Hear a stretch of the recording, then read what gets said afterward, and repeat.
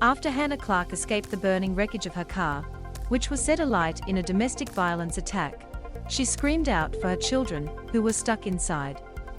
Warning: this story contains content that readers may find distressing.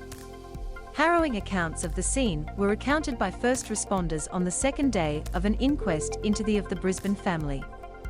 Off-duty paramedic Stephanie Ring was one of the first people to come to the aid of Ms Clarke, after she fled the car that had been ambushed by her estranged husband. Despite Ms Clarke having severe burns to 97% of her body, Ms Ring told the court the 31-year-old's main concern was for her children. She yelled out, "My babies are in the car, my children are in the car, why didn't I just stay in the car with them?"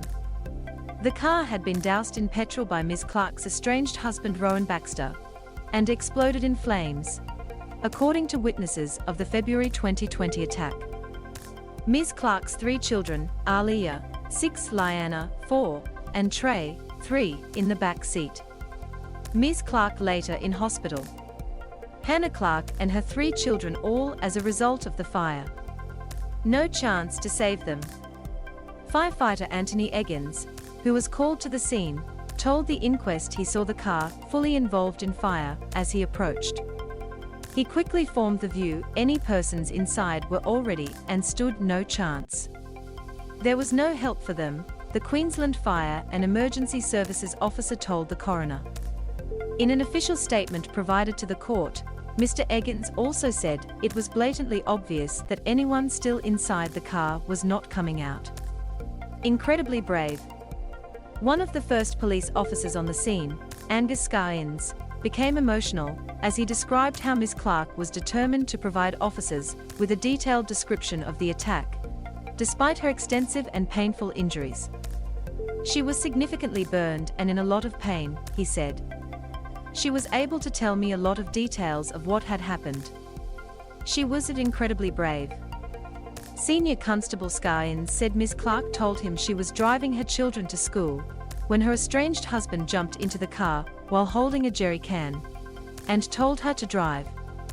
The officer said Ms Clarke told him that Baxter said he wanted to see the children, and that she told him to get out of the car. The officer told the court Ms Clarke said, "Rowan's poured petrol all through the car and set it on fire."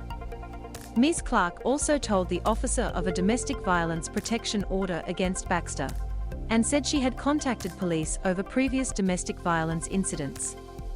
Another first responder, the medical director of the Queensland Ambulance Service, Dr. Stephen Rashford, said the only part of Ms Clarke's body not affected by burns was her feet. "I felt the priority was to anesthetize her very early to take away any distress and pain," he said. "We reassured her as much as we could and wanted to basically say we would take any pain away, and that we hoped she would wake up in hospital and be in a better place. That's always a very difficult conversation to have with anyone. I found her incredibly courageous." Baxter at the scene. The inquest continues.